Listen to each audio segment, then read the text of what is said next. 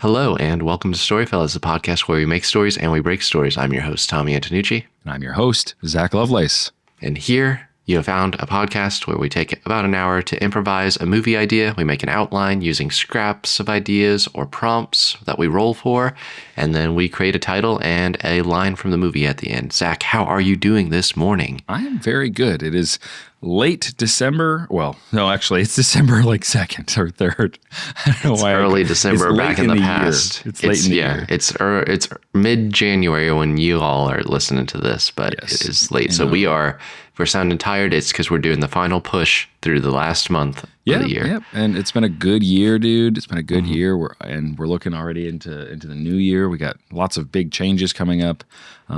Nothing with the show. I think the show is probably going to stay the same. The show's tried and true. I guess we can talk a little bit about that because I always say, if our calculations are correct, if nothing's changed, this episode is 48.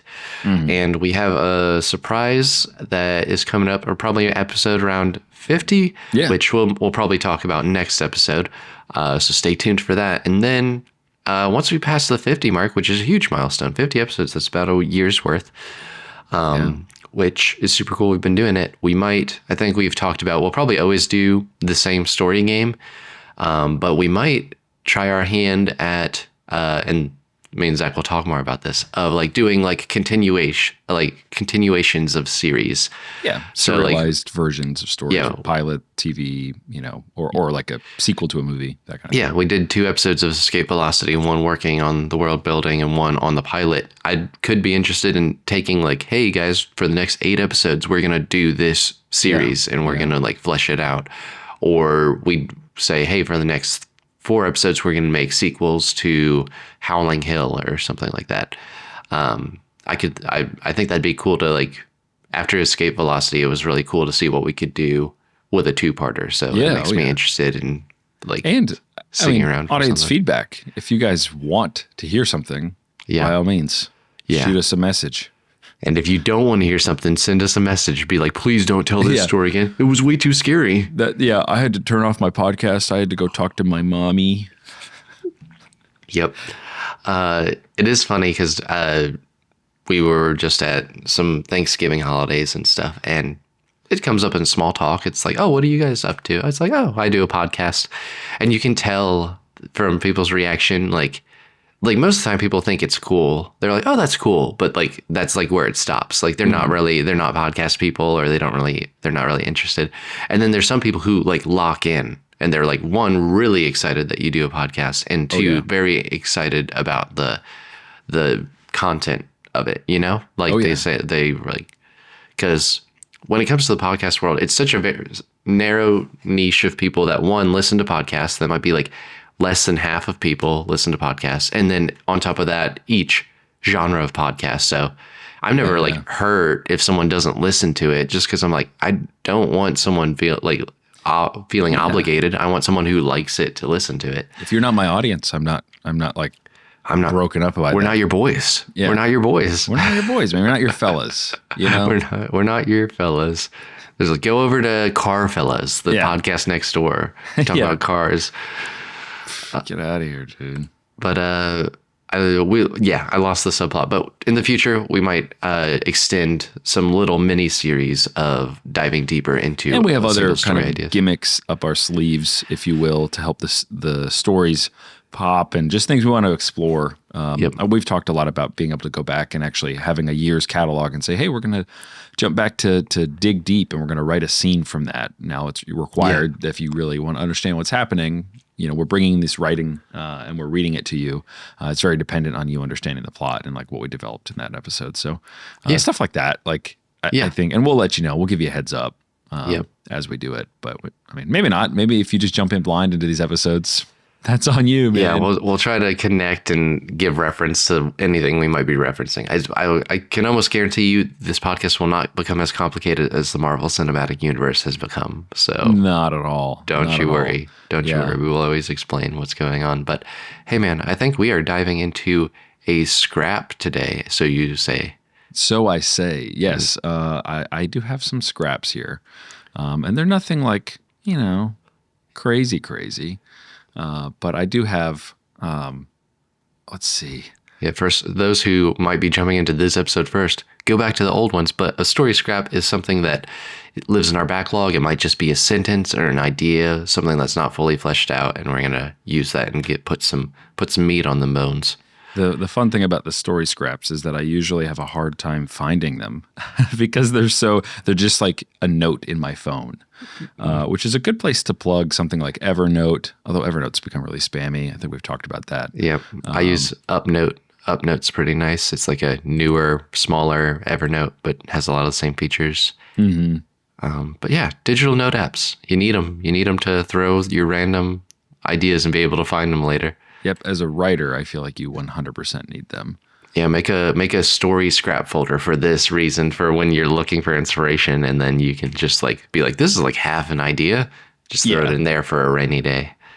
Yes, so I do need to be more organized. This is a good rule of thumb here. I have my scrap. It's actually a log line. I may have shared this with you before in our writerly correspondence, but it goes like this.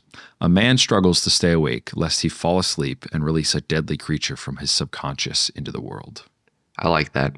I feel like you texted me something about this at some point, and I like this. And do you want to know what my mind immediately goes to? Of course. That's the point of the podcast. Do you want to hear my thoughts? No. Hold on. I'm going to look up his name to make sure I've got it right. No, I don't. I got his name wrong. But that big red boy from Teen Titans, the big sludgy man, Plasmos or something. From Teen Titans. Yeah. Do you remember the red? Hold on, red guy. He's a bad guy. Yeah, he was like from episode 1 or something. Slime. How can I not find him? Oh, there he is. Plasmus. Yes, Plasmus from Teen Titans. Because this only gets established the first episode you ever see him, because he just starts out as like this dude who's like in a forced sleep chamber thing, and then if he wakes up, he turns into this big sludge guy. Whoa. But I think our story can be definitely different enough. Like this is like they never resurface and come back to this dude who's asleep inside the slime. But I like that idea of like you're forced into sleep to protect people. It's when he goes to sleep, the monster comes out. So it's actually the opposite. Okay, sweet. Then that's like even better. So that's even scarier because you can't control it. It's easier to stay asleep with medical stuff. Yes, that's what I was gonna say. It's actually like would be really, really scary. And the idea was born out of having 2 kids. Oh, okay. So the idea is definitely just like lack of sleep being like, what kind of monster do I become type thing. In a really like pointed thematic statement. That's what it's about. But I like the idea, and this is just, with our scrap episodes, you just pull on like basic thoughts that I've had about it.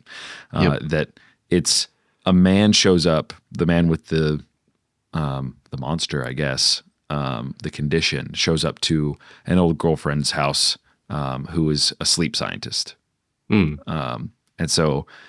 Which is kind of fortuitous, so I don't necessarily love that, the idea that the solution to my really unique problem has to do with like my girlfriend. I mean, I don't know. Yeah. Or he could just show up at a sleep study place and just be like, I need help. We'll address that a little more. Let's define more of the problem and stuff and see if we can make it make sense. Because I think having some sort of connection rather than him just to show up at strangers is nice. But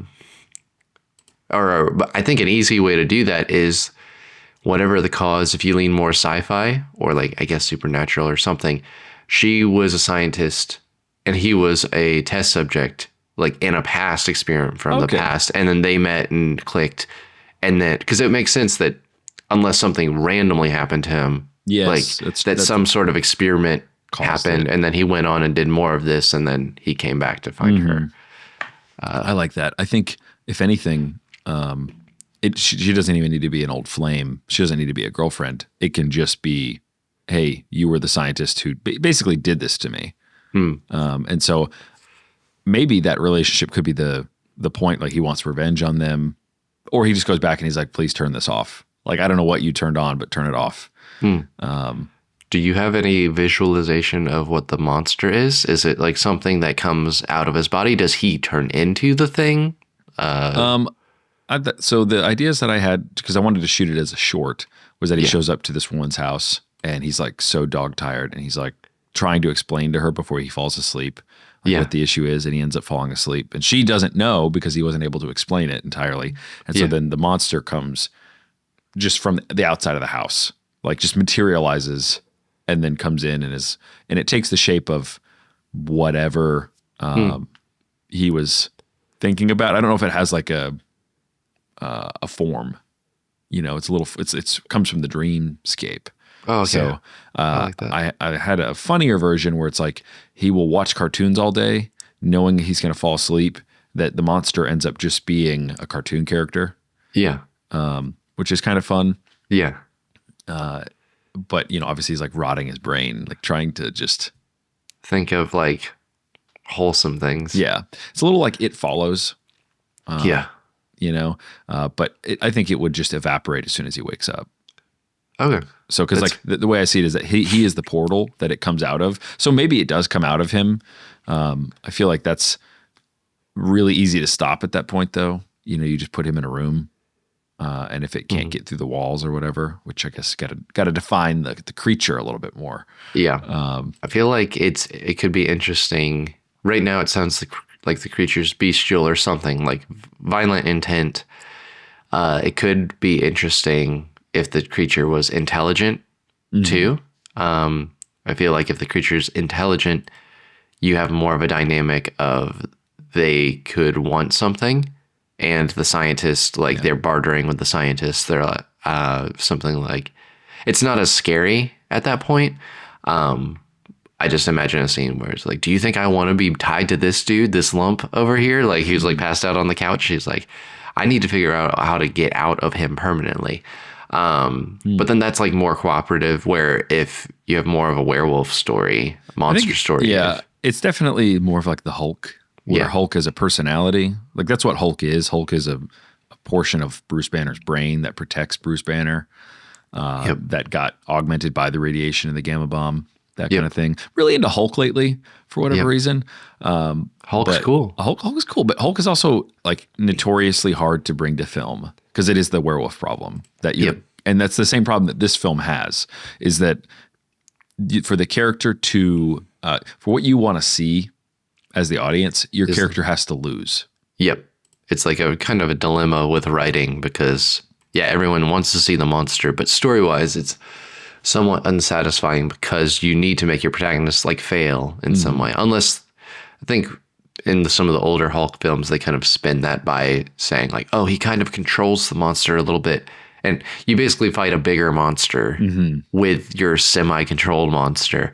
But that's like the only direction if your protagonist is the person, which we can make the protagonist the doctor instead of the guy. Right. But yeah, it is tricky to write just that type of story for that reason. Yeah, I think that's a good point. I've got some really dark things that I could add in here that would be fun. Are you picturing this? I think in my head, I'm picturing it short territory. Are we starting there, or do you want to picture full feature? I think full feature. I think because it has enough of an engine. I think that you could imagine it as a short. The short is like just the first scene where he comes to her, and then like whenever the monster subsides, that would be the end of the short. But that would be the like inciting incident of the movie. And the monster in that version that I had, I think, was more focused on kind of like a big werewolf, like Van Helsing with Hugh Jackman, just huge bipedal, walking around and just like getting into this house, but you never really see it until the last possible second where it's like busting in. And but the thing I was saying about Hulk is that the entity is protecting him. It's protecting his sleep. So if you try to wake him up, that's, I think, obviously like it's the portal, so it's like keeping him out. So it has its own reasoning, I guess, but kind of going with the sleep metaphor of like what kind of monster am I when I don't get the sleep I need? But also a really sleepy main character is funny.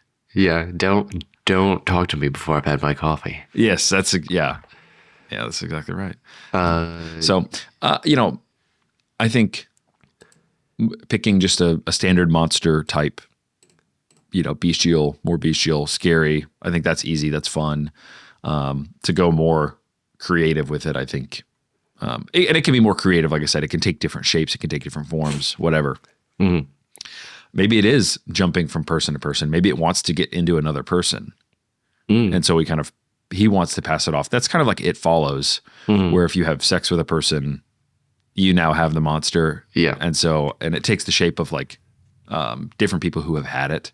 So there's a whole like meta story where you can see all these different people in the line that it's killed. And that's really spooky and scary. But I like it. I think the creature we could refer to as like the nightmare or something, because I think I like the idea of it being somewhat abstract, like not like different for each person if it does pass from person to person. But I like the idea of like something like big bulbous body, like long skinny arms and claws, and like big gaping like mouth, like nothing that's like, oh, that's clearly a werewolf. Something that's a bit more like werewolf-esque, but just like weird, distorted, because it's like dreamlike. It doesn't have to necessarily have a logical looking body. That's a good point. That it is just dream, embodiment. So it can do lots of different things and be lots of different things. I feel like it would kill you really quickly. And in that way, it's a little like Freddy Krueger. Because when you're in your dreams, that's the whole thing with Freddy, is that he's in your dreams and he kills you while you're asleep, and then it kills you when you're awake because the mind-body connection. Yeah. But he'll kill you in like crazy different ways. He'll become like a washing machine and suck you inside of him, and then you're dead. Yeah. Yeah, it's definitely a shape-shifting antagonist kind of thing that changes. Yeah, I think it could probably have a solid form that it does take. Yeah. Where it's like black smoke or something. But then it just, becomes whatever it's Steamboat Willie. Yeah. Hey there. It's in public domain now, man. I think I saw a trailer. Someone's making a Steamboat Willie horror film. Well, we can't do that now, because that would be funny. Be funny. Not that it needs to be funny. I do think, kind of going back to the stuff, some of the ideas I had that are sad. When you're a new parent, there's this idea that sleep is so rare. And this is just some of the dark devastation that is in my mind, that like you're begging for sleep. You're just begging for sleep. And babies sometimes, and this is very sad, die in the middle of the night for no reason. It's called SIDS, sudden infant death syndrome, that you have to imagine how guilty a parent feels getting that last good night's sleep. And so there's that could be the core crux of like what actually ended up happening to him. And he hasn't been able to sleep since. So he goes to the sleep doctor, and then, so it's this whole, adds like some real devastation to it, obviously, but adds something that could be like a spiritual crux to the monster, like give fuel, an origin to the monster at that point. That it's really his guilt about sleep. I like that. I feel like it's definitely, this is a story that like needing to hash out the beginning is important. Especially like a short version, you could just show up and I don't know. I feel like rudimentary, he's just, he was in all these like intense sleep studies, these like crazy level sleep studies that not just like monitoring sleep, but like they're injecting him with stuff. They're putting him in these machines and stuff, and something goes wrong, and this monster comes out when he's sleeping. Because to his perspective, I think it would probably take a while, honestly, because I've seen some stories like that where the person doesn't realize what's happening, because he would just wake up and there'd be dead people, and he'd be like panicked, and then he'd run and leave or call the police, and then he'd go somewhere else and he'd like sleep, and then there's dead people. Yeah. It wouldn't be until like he would probably know something about him is doing it, maybe eventually, but then it wouldn't be until someone survived and told him, or he like set up a camera. He like set up a camera in his own house to figure out what's going on when I fall asleep. And then he realizes this giant like monster is like around. It would have to look the same, you have to have like some indicating things. That's true, because you're setting up the rules at that point. And this is some of the hardest thing to do with a really creative, like high concept ideas. Like, how do you explain it to the audience in a way that isn't just my monster does this and this? It's like nobody wants to hear that. Baseline would be that he tells someone and he says, like, through some serious and dangerous trial and error, I figured out that this is what was happening. Yeah, I guess that is. This could end up being a world builders episode, depending on how in the weeds we get with this monster. But I think it's important to figure it out. This monster, so like, is it protective of him? Like, for instance, if he just is at home by himself in an empty house and he films himself sleeping and he sees, like, is the monster just hanging around his house, like parading, or is it like venturing out to get people? Because if it's more like a protective thing, we do, like, it's still not good. I think he will want to remedy this. Yes, yeah. He might not be dead tired because he can figure out ways to sleep, but he has to sleep very specifically where he's like is at home. Sounds and like no one's me. there. Yeah. He's like, I can't have anyone near me. I need to be super quiet. If you saw, I could send you a picture of like my setup of how I sleep, and it's like 45 pillows, like 3 blankets, a couple of socks full of rice, and I'm just like in this tangle. I just recreate some sort of womb like. What are the socks? Are the socks of rice? Is that a serious thing? That's a serious thing. Yeah. I mean, when you put them in the microwave, you can heat them up, and then they're like weighted, they feel nice. You know. Yeah. I call them love slugs. Love slugs. Yeah, man. Yeah, we have some of those. I just didn't even think about that. Because we could let's see if you like this. It kind of reduces the stakes slightly. But like he comes to her. She's an girlfriend who was like in early sleep studies, and then maybe she. Like they both were in the study, so she's not. Well, he was a test, or maybe, or no. I think her being a scientist is helpful because he would go to her for help. Yeah, she was involved. Maybe she left because she didn't feel like. She's like, I don't think. Flashback. I don't think this is like. I don't like what they're doing to you. And he's like, I'm not worried. I'm happy to like do this. She doesn't think it's ethical. She's like, hey, I don't. Maybe that's why they break up. He comes to her. Maybe he's not super. He's a little sleep deprived, but he's like, hey, I really need your help. And maybe there's been some history of him reaching out, and she's like, no, I really don't. And he's like, no, this is different. Like, I need to talk to you. And he shows up, and maybe he brings a video like on his phone, and he's like, I have to show you something. And then he shows like him sleeping, just like Paranormal Activity camera thing, and this just giant thing like comes walking through his house and like looks at him. I imagine it as almost like a protective dog, you know, like a dog that's just checking in, and it just like roams through the house. I like the idea of it having multiple arms, like that's pretty it's cool. like on all arms, but it's got like almost like spider-like or 6 arms, but like bestial, not like bug-like. Like kind of No Face a little bit, like No Face from Spirited Away. Okay, from Spirited Away, gotcha. Yeah, where it's just it has a representation of a face. Yeah. Again, this is abstract. We don't have to nail it down, but basically, she's like, "What is this?" He's like, "This is a monster that comes out when I fall asleep, and if people are around, it's not docile. Like." Maybe he has pictures, or he goes into the story. And so now we've got this thing where they're working together. And I think a couple of the situations we could put them in is if there's antagonists or something and he gets knocked out, that's very dangerous. Like if he gets unconscious for any reason, then the monster arrives. If he gets trapped in a area with a person for an extended period of time, like he gets trapped with her, they're like, I don't know who this, like the scientist people, I don't know. They're like, lock them in a cell. They're like, he's like, you can't let me stay here with her. Like if he falls asleep in there, then the thing will kill her. I don't know. How do you feel about that? Where it's a bit more controlled? I think I do like that. And a contained thriller type thing is how this thing would really be scary. Yeah. That you have one guy who can sleep somewhere. Like that's necessary. I guess you could sleep anywhere, kind of. But I like the idea that he's already been arrested for the issue, and maybe broken out of jail. So it happened, and then it happened again. Yeah, and there's just these brutal murders that are happening. Like he's in a jail cell sleeping, and it wakes up, and it gets out and kills people and breaks him out basically, and he wakes up and he's just Yeah, I think that's interesting because he needs to keep he needs to. He's like, not that he's wanting to break out. He needs to, because if they just keep locking him in places where there's guards, then the guards will die. So he is on the run to protect the people that are his captors. Yes, I like that a lot. So he's a fugitive, and that's why she would be very reticent to help him.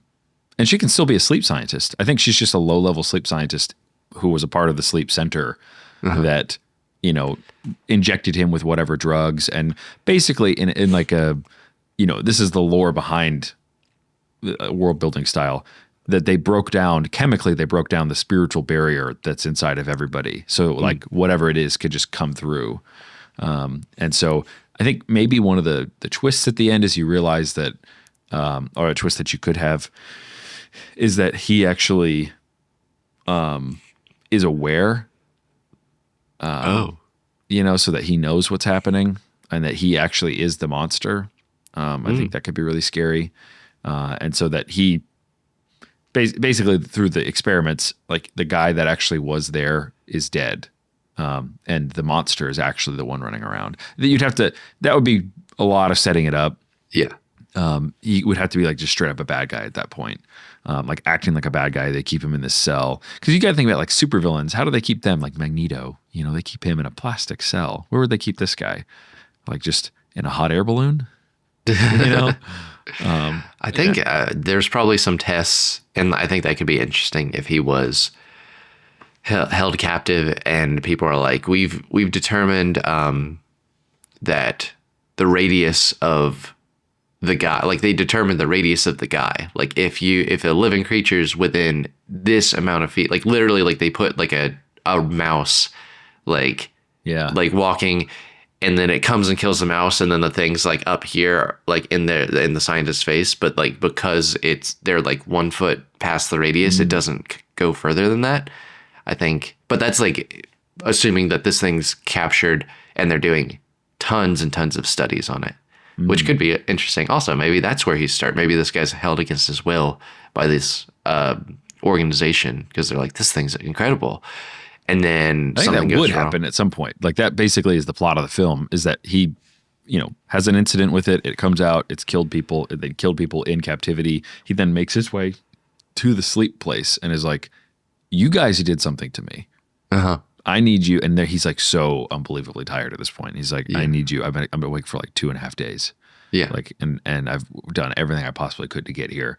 And he'd have to basically fall asleep and then immediately prove that there was an issue. I feel like, watch this.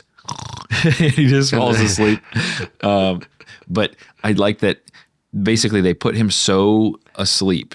Like that's what happened, is that they put him so far down that when they brought him back up, he came with something. So they need to put him back down that far again and try and remove it somehow, whatever psychobabble pseudoscience that we need to make happen. So he has a clinger, you know, or whatever it is from the sleep realm. And so he needs to go back down. It's almost like a possession film. But the exorcism is this scientific process. Yeah. It's kind of interesting. So what is let's give our main dude a name and maybe the X scientist or the X name. Let's see. Let's go with Sean. Dude, Sean for the guy. S-E-A- I can never spell it. S-E-A-N? Yeah. S-E-A-N? At least that's the common version of it. You could do it a lot of different ways, but let's see. Sean and Megan? Sure. Yeah. Megan is the scientist, or the like protagonist scientist. Yeah. Okay. So Sean, so he's making his way back there. I guess let's talk about their development a little bit. Like, what is Sean's issue as a person? The physical issue is he's got this monster that's coming out. Are we trying to change him some way by the end? What does he need to overcome? So he clearly became, I think he needs to maybe stop being afraid. That might be something. But he has like a really clear obstacle that he needs to get rid of this monster so that he can stop killing people. It's a werewolf problem, right?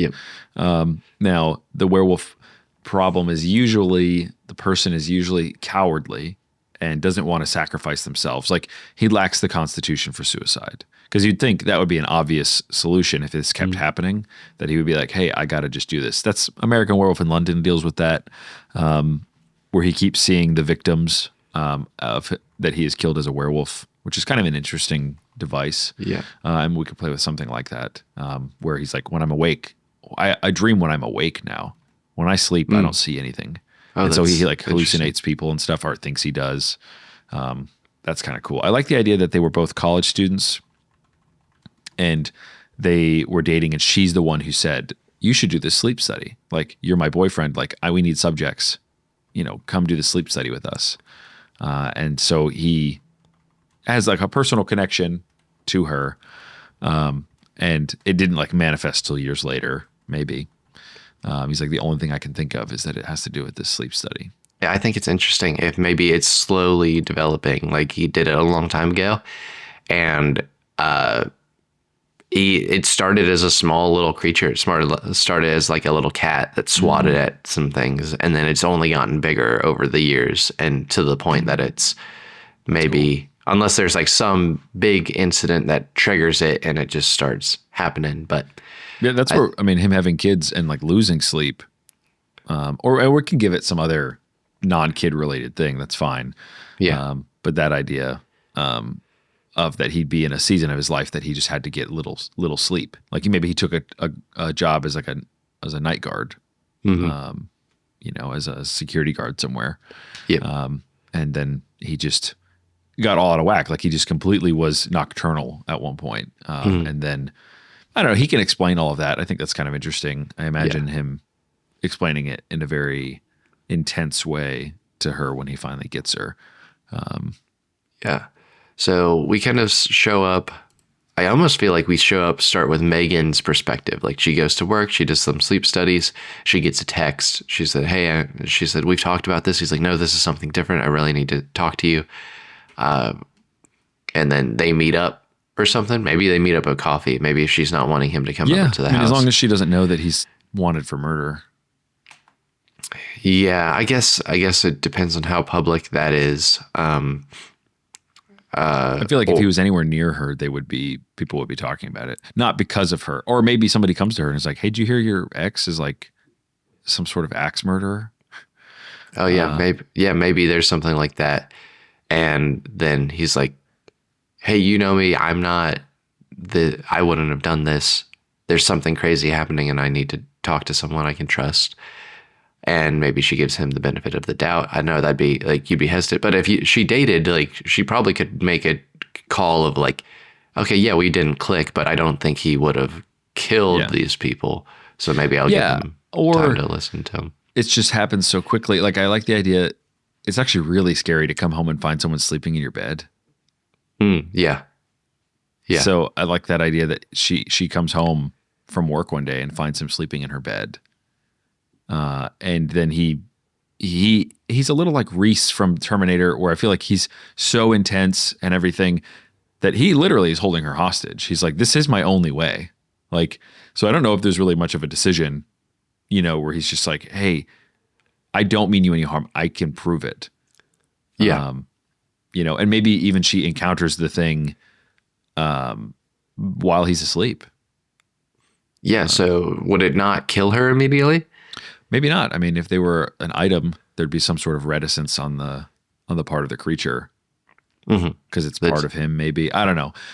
Either that or he wakes up, like something wakes him up before it can actually hurt her. I imagine she's just like being stalked by it. Yeah, I think I don't know. It could be kind of clever if like she comes home and there's like he leaves a bell or something at the door. It's like, ring bell when arriving. Don't. But she's like skeptical, and she's like, she doesn't. She's like, I don't know, something like that, where like she's like skeptical, and then she sees this monster and she panics and she drops the bell and it rings, or there's this clattering, and then the monster just dissipates, and then the guy runs out and he's like, oh, are you okay? Did you ring the bell? I told you to ring the bell before you came in. Because then I don't, something quick like that, I think would be nice to just quickly establish, like, so we don't have this huge back and forth of like, because the whole I can prove it, I don't think that works if he knows how dangerous it is. Like, he wouldn't willingly. That's true. Like, Be try like, hey, to like. she's gonna He's die. like, I think he just passed out. Like, I guess yeah, him being in her bed is really the like, oh boy, how would he actually get there? And no, I mean, he didn't do it on purpose. I think that's the thing. So there's a lot of, that's what's sticky about this idea. There's a lot of the rules that are like keeping it from coming to life in a really clean way. I think you could force it to happen. It just would be, it wouldn't be as interesting. Basically, like the legwork. Right. I also feel like it could be interesting if she sees the monster and it just like sizes her up, and then she's like, I don't know, starts crying in a panic, and then like it like rouses him, and then the monster dissipates, and he comes out, and he's like, "Are you okay? I didn't mean to fall asleep out here." It's like, she's like, "What was that?" And he's like, "You saw it? Like, this is the first person that has seen it. He's like, it didn't try to harm you." And because something on the subconscious level cares for her in a deep way, so the monster in a way cares for her. I think that's interesting. It is. I think I like the idea that his wife is dead. So there's that aspect. You like the idea. I like the idea that his wife is dead as a writer. Yeah. In a writerly sense, because like he wakes up and it has murdered her. That's really sad. That's a good origin, for him to be on the run. And then it's actually really scary for her, Megan, because this guy killed his wife. And the reason I don't like that she sees it to begin with is because it proves him right. Gotcha. You want there to be some sort of tension. Okay. Yep. I think that's fair.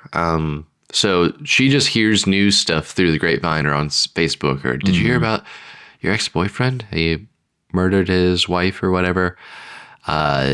He's on the run. And then that makes it very scary if he just comes into the picture. Yes. Or like she sees him in the distance in her town while she's walking. And it's like, and then you think maybe that's what the story's about, like him coming after her too. Yeah. And then, I think it's just it's a very tricky thing to write. I think this would take a lot more time to do it satisfyingly, like this might be one we come back to down the road because it's a monster. And I feel like the monster has to have some sort of rules, because it's just like, if he falls asleep and it kills anyone nearby, and it's like, that's pretty simple rules, but it's hard to tell. Like, you need to come up with reasons that the monster doesn't immediately kill the other main character. Because that scene has to happen. Like, he needs to prove it. She needs to see the monster to like buy in. But and I think you could use something like that where I imagine he maybe gets into her work. So I know we like the idea that he's at her house and everything. I think he can be stalking her, trying to figure out where she works. But then, she works overnight. She's a sleep scientist. So she's going to be watching her subjects and stuff. Yeah. So he ends up sneaking into the facility and tells her, like, what you guys did to me, it messed me up. She doesn't know if he's lying or not. That's scary. Yeah. Like, and so, but he's like, I need you to put me under, and I need you to like see this. But you need to be able to wake me up immediately. Okay. Yeah. Like have a bucket of water above his head, or like an electric. Like, shock. Whatever. Yeah. Electric shock to wake him up, something like that. And so he's just like falling asleep. Maybe she has an assistant that is like being held hostage. He can have a gun. Like, I think, or a knife. He's desperate. Like that. He's desperate. And he's just like, dude, you have no idea. Like, and when you don't have sleep, this is the thing. It really does bring out the monster in you. Yep.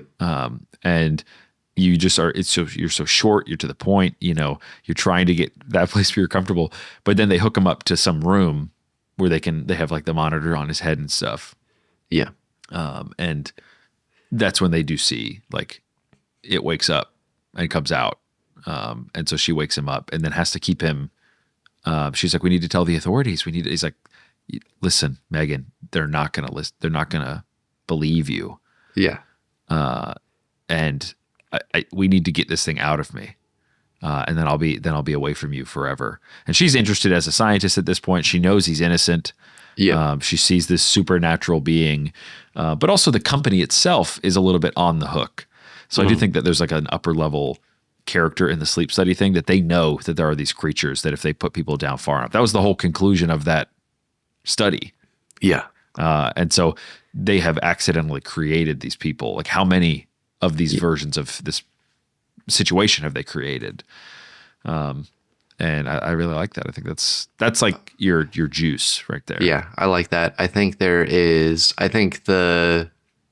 makes a lot of sense. Plot wise, I think he shows up, he's desperate, they've heard the news of them, or at least she has, and then he's holding these people hostage. He's like, please, like, I just need you guys to see it and like wake me up, hug me up, electrocute me right when you see it. And if you don't, then I'll be out of your hair. Like he's like, even like, I'll give you this gun. Just give me like, I'm dead tired. Give me 10 minutes and then see if I'm telling the truth. And then I think it's her and maybe like a small entourage of scientists that like work with her. Yeah. Because I think that would be interesting. Yeah, like 2 or 3 people. Yeah. And then they're like, what is this guy talking? I think he's just crazy. And I don't know, maybe she's like the one, they're like, I'm going to call the cops. And she's like, well, let's give him his 10 minutes. If nothing happens, I think he's going to be dead asleep. And the cops can be waiting here when he shows up. If they're really scared for their lives, they're going to call the cops as soon as he like goes down or is like giving up the gun or whatever. Yeah. And he's like, at this point, I don't care. Like, he just says like, you should probably get somewhere to hide. Yep. And don't be too close. And and I like that actually they call the cops immediately. One of them called the cops and they're on their way while this is happening. He falls asleep and then they are just like watching him, I guess. And then I think the big creature comes and then maybe kills one of the lesser scientists. Yeah, probably. And then they like panic and then Megan sees like the button to like shock him or give him a jolt. And then remembers what he said. Because I think you'd forget when you see this big monster. You wouldn't like realize what this is. She zaps him and the thing just like dissipates immediately. And then he's like, I told you to shock me as soon as you saw it. Like he was trying to warn them. He was like, why did you let? And then there's the conversation of like, oh, we need to call authorities. They're on their way. He's like, they're not going to believe me. They're going to take me to a cell. This has happened before. And then they're all gonna die. So like you can't turn me in because they'll die the second I fall asleep in the cell. So then the cops come, they have a dead body that they have to contend with. Maybe they say like, but then maybe they are hiding him. Like they're like, you're right. Like we can't just turn you over. They're like, hide in this dark, warm cubby, but don't fall asleep. Yeah, seriously. Hide in the room closet. He's like, here's a warm blanket. He's like, no. I do think that the story probably would benefit from being told in a really tight time frame. Yeah. Problem is he can't sit here and fall asleep 15 times. Yeah. In one time frame. But I do think that the cops show up. I don't think somebody died. Okay. I think that's probably too far because then they have to explain it. Maybe somebody gets hurt or whatever. Yeah. And nothing crazy, but like could have, a big slash mark on their arm or something. Yeah. Something where they've wrapped it up and they're fine. Yeah. And they tell the cops to go away basically. And he's just like, now you know. And so now it's just this team of sleep scientists working with him, even though I do think, again, the organization itself, there's a level above. So as soon as somebody way above them finds out that he's there, they're going to clamp down on it. And they're going to like maybe want to clean up the situation. Blame it on him type thing. Which I think they're the antagonists. Yes. Like the higher scientists. They're like, we have to find a way to fix this. And they're like, we found a way to fix it. You just kill him. Yeah. Like, that's kind of scary. That is scary. And so what they do is they actually do kill them. Like they kill the guy. And this is just where I think what ends up happening is that Megan survives the purge, right? And she ends up like either killing, like the guy kills the main bad guys, the higher heads kind of thing, also dies in the process, or she has to kill him to save herself. And then she realizes at the end that the monster has passed to her somehow. Oh, interesting. I think that would be like he says, he's like, if all If You worse can't comes to kill them worse. because when you kill them, it goes to the person that killed them. That's what they found out. Oh, it feels like the higher scientists should have told them that. Yeah. You know? I think that's interesting. I think that's cool. Yeah, I think there's got to be a lot more. There would be more, like, once the scientists are in on it, they're trying to help this guy. They're like maybe giving him ammonia and stuff to wake him up. Yeah, smelling. Because I think a really tight time frame makes sense. Because if we're gonna deal with it, either has to be a long time frame or a really tight time frame. Because if he's dead tired, like to the point of almost passing out, that whole story needs to happen in a very concise thing. It could also be, you could go more that classic werewolf story where they're like oh, we'll get you suited up and do this thing and all of that, and like he falls asleep before he gets ready, and he's not hooked up to anything to like wake him up. So then everyone's like running through the building, like trying to hide from this monster, and then they have to get back to him. I think that's a good second act. Like he's just asleep, and the sleep scientists now have to like run around. You know, more than the first time. The first time, obviously, like he woke up like right as they were getting attacked or whatever. So, I think that's really cool. An alternative version for this would just be it's all one night at a sleep study. Yeah, it's just some guy rolls up and he can have some like predetermined issue, but then this monster comes out when they start doing it, and other people at the sleep study die, and I think that's cool. I think that might be the easier end to this story. Yes, yeah. And then something comes out, and then I think you could still have the same beats. They're like, oh, they're aware of this. The cops come and maybe they attack the cops. The higher ups come with some guards or something, with some hired guards, and they're like, hey, we're going to take care of this guy. We're going to take him somewhere. Maybe they do want to study him more, and so they're going to do that. Because like maybe the guy keeps falling asleep. Maybe he's like doped up on sleeping drugs, and that's what's making him so sleepy, rather than him being tired for days and days. And he's trying really hard to stay awake through them. They're like, it's kind of cool. I know we're changing a lot in the 11th hour. Definitely a world building episode, which makes sense because again, it's such a rule heavy thing. So determining how to best dramatize the rules and not just like drop them on you. Yep. But I like the idea of like some guard that doesn't realize the extent of things is like trying to get this guy, and he's like, no, you can't take me. Like you don't understand. And then the guard like bops him like with the blunt of his rifle in the face and knocks him out. And like maybe the head scientist is like, no. And then he's like out unconscious. And then immediately that guard just gets throttled by this big beast. Awesome. Yeah. And then that kind of starts that second act break of like everyone's scattering, like you're hiding in the building because the guy's like not out cold. And this monster is like, we're not going to be able to wake him up immediately. That's cool. Easy as like splashing water on his face. Now, when the monster is out, can it go through walls and stuff, or is it physically bound? I feel like I kind of picture it being physically bound. Like I think it manifests somewhere, like it like ghostly appears somewhere, and at that point, like it could be wherever. But then I kind of like it being physically bound. I don't feel like this is a sleep study, so I don't think it's going to be high security. Like there's not going to be like a steel wall that's going to contain it. Yeah. So I think it will be able to get into most places if it wants to. It's very much like the scene from Jurassic Park with the kids hiding in the kitchen, you know, and like you've got the very suspenseful, like you're trying to be quiet. That's really cool. Which something with quiet could be really cool for a title.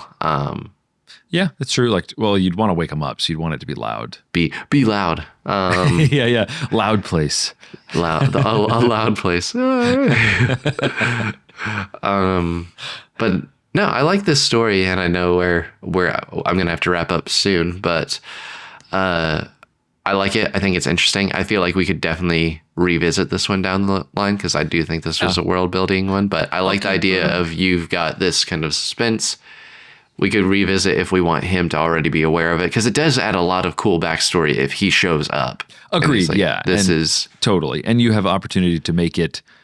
I mean, you could still have the conductor of the sleep study, the girl, like she's in college. She's again or maybe she's in her graduate program or whatever, and she has her boyfriend do it, and that's who it is. Yeah. So it's like, hey, I just needed a subject, and so then she ends up like creating a monster out of him. Yeah. That's kind of cool and sad. And what happens at that point? I mean, maybe he ends up killing her, and then the movie is like him going on the run. Like that's the end of the movie, kind of Hulk style. Like, I need to find another sleep study that can help me, you know. And then he just like jumps from college campus to college campus. You won't like me when I'm sleepy. Yeah, exactly. That's It the is line. really in the comedy version of this. It is. He's just like, you want a piece of me, and just like immediately falls. Yeah, asleep. he's definitely not a superhero. Like it's a curse. You know? Yeah. But it could easily veer into being funny. And yeah, it needs more rule making and like determining the least lame way to present that information. Yeah. While making it still dramatic. So that's why I always like the core crux of it is romantic relationships or like a stale one, you know, old flame kind of thing. Yep. Hey, audience, send us some messages, put them in the comments in the YouTube video or the email in the show notes, because we'd love to hear. If we got enough ideas and thoughts on this story, we might come back around and bolster it up a little bit. Yeah, so. and since it was a world building episode, we're not going to do an along the lines. I mean, we came up with a few lines, but they're not like... I did like the line. I did write it down. I only dream when I am awake.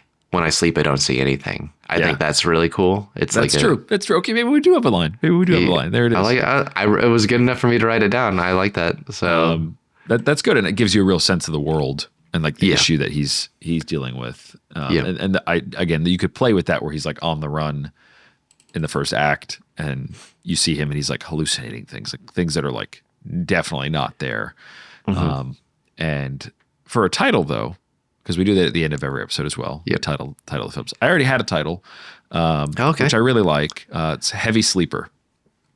Heavy Sleeper. Yeah, I think that works. I feel like that makes sense. Because when he's in that state, like pretty much nothing can wake him up outside of like intense physical pain. Yeah. Someone's just slapping him. Wake up! Yeah, I think that is probably what happened. Just like, get up.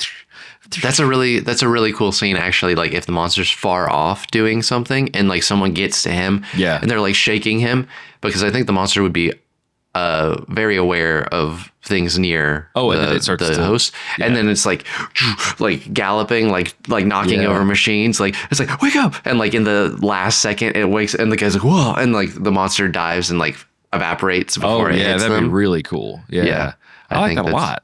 Yeah, that sounds like like again that middle act, like it's been running around and they finally get back to him kind of thing. I think there's also the moral dilemma that if we came back to this, we could explore that the easiest thing, like some scientists might say this, like would just be to kill him. Yeah, like it's way safer. Like in their mind, they're like, if we kill him, will it? And then maybe that's the argument. They're like, well, we don't know if that will stop the thing. Like, what if that makes things worse? Like, what if there's no person to wake? Will the thing disappear at that point? I think that actually is maybe the reality of it, is that somebody takes it upon themselves and does kill him, and then they're just stuck with the monster at that point. Yeah, you got Hulk and no Bruce Banner at that point. Yep. No puny Banner to wake up. That's actually really cool. There's a lot of fun little dilemmas and stuff. So I think the juice is worth the squeeze of this world building episode. Because it is just a particular squeeze, and there's a particular movie that I want that it might not want to be. Yeah. I feel like the genre is still in flux too, because I feel like it could be a lot of things, and I'm not sure what it could be. I think horror is definitely the horror base, no matter what. But you could add horror comedy if you really wanted to. We hinted at that a little bit, but I think more thriller type elements. A few tweaks could definitely just make this full comedy if you wanted to. They're like, check the security cameras. Where is he? The monster's loose. They're like, he fell asleep on the toilet. it's just like why do we have cameras in the bathroom? I think if you wanted to have more of those types of moments, not just in a comedy version, you just have more people who have this problem. And that's like the sleep scientists just have a bunch of people who have this problem. And they're like, we got to keep them. We have to chemically give them like sleep. We have to put them down so far to close it off entirely. Like if they go to sleep naturally, that's like how it comes out. Yeah, and I think that's also something worth exploring down the road. If instead of this origin story, it's a facility that handles these people. Yes. And like you have high security things. Like they've done the things. They like know how far the monster will venture out. They know where it materializes and how to keep it locked in there with the person. Well, there could be different kinds. There could be kinds that don't care about the host. Yeah. That are just raging ones. There's ones that are just like kind of loomers that just like hang around. They don't really do anything. They don't really hurt you. That's but they really kind of cool. Like haunt you. They just like they're just like tall, slender creatures that like stare. I think it's interesting. The raging ones, they're like, some people do this and immediately the monster kills the host. Yeah, totally. Yeah, definitely world builders, because I feel like we just keep on scratching off and we're like, oh, there's a little bit more here. There's more.